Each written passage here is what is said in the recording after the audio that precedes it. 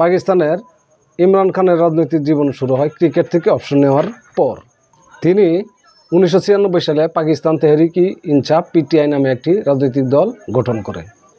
2013 সালে পিটিআই জাতীয় নির্বাচনে তৃতীয় বৃহত্তম দল হিসেবে উঠে আসে এবং খাইবার পাখতুনখাওয়া প্রদেশে সরকার গঠন করে। তারপর 2018 সালে সাধারণ নির্বাচনে পিটিআই বিপুল সংখ্যাগরিষ্ঠতা নিয়ে জাতীয় পরিষদে জয়লাভ করে।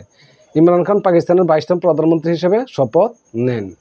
কৃত্রিম অর্থনৈতিক সংকট, রাজনৈতিক বিরোধিতা এবং সেনাবাহিনীর সঙ্গে টানাপোড়েনে ইমরানের সরকার চাপের মুখে পড়ে।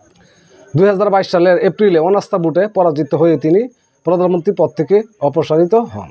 এটা একটা সেনাবাহিনী এবং নওয়াজের দল ও আসিফ আলী জারদারির দলের চক্রান্ত ছিল।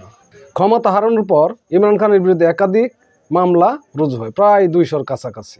তিনি বারবার দাবি করেন এসব মামলা রাজনৈতিক উদ্দেশ্য প্রণোদিত। এমনকি বিচার বিভাগও কলুষিত হয়ে পড়ে এবং ইমরান খানের জামিন হয়েও হয় না। যেখানে জামিন পাওয়ার যোগ্য সেখানে তিনি জামিন পান না এবং ষড়যন্ত্রের মধ্যে এই ইমরান খান পড়ে যান। উনি পাকিস্তানের একজন জনপ্রিয় ব্যক্তিত্ব।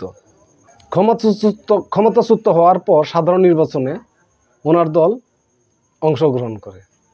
নতুন তরুণদের নমিনেশন দেওয়ার পরও উনি বিপুল ভোটে জয়ী হওয়ার দ্বারপ্রান্তে চলে গেছিলেন, কিন্তু নির্বাচন কমিশন কারসাজি করে ইমরান খানের দলকে বিরোধী দলে পরিণত করে।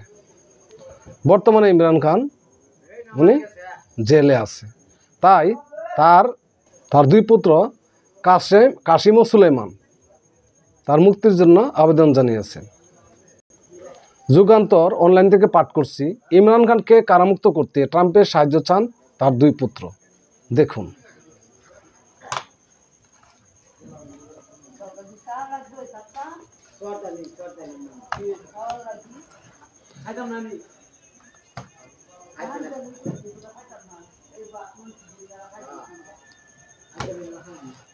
পাকিস্তান তেহরিক-ই-ইনসাফ পিটিআই এর প্রতিষ্ঠাতা ও দেশটির সাবেক প্রধানমন্ত্রী ইমরান খানের দুই পুত্র কাসিম ও সুলেমান দীর্ঘদিন নিরাপত্তা ভেঙে তাদের বাবার কারাবন্দী অবস্থার বিষয়ে গভীর উদ্বেগ প্রকাশ করেছেন। খবর সামা টিভির। ইমরান খানের গ্রেপ্তারের পর এই প্রথমবারের মতো প্রকাশ্যে কথা বলেছেন দুই ভাই। কাসিম খান বলেন, আমরা কখনো কল্পনাও করিনি যে আমাদের বাবা এত দীর্ঘ সময় ধরে কারাগারে থাকবেন। পরিস্থিতি কমই খারাপ থেকে আরও খারাপের দিকে যাচ্ছে। আমাদের হাতে এখন খুব কম অপশন আছে, তাই আমরা মনে করি জনসম্মুখে কথা বলার সময় এসেছে। তারা অভিযোগ করেন ইমরান খান কারাগারে অমানবিক পরিস্থিতির মধ্যে রয়েছেন এবং তার মৌলিক মানবাধিকার পর্যন্ত লঙ্ঘন করা হচ্ছে। কাসিম শঙ্কা প্রকাশ করেন বলেন তার বিরুদ্ধে যেসব অভিযোগ আনা হয়েছে তার মধ্যে কিছু অভিযোগের সাজা মৃত্যুদণ্ড পর্যন্ত হতে পারে। তাদের ভাষ্য অনুযায়ী এখন তারা আন্তর্জাতিক চাপ সৃষ্টির মাধ্যমে ইমরান খানের মুক্তির পথ খুঁজছেন এবং এই জন্য সরাসরি যুক্তরাষ্ট্রের প্রতি আহ্বান জানিয়েছেন। কাসিম বলেন, এই বিষয়টি গুরুত্ব দিয়ে দেখার জন্য ট্রাম্পের চেয়ে উপযুক্ত আর কে হতে পারে? আমরা আমেরিকার প্রেসিডেন্টের কাছে সাহায্য চাচ্ছি।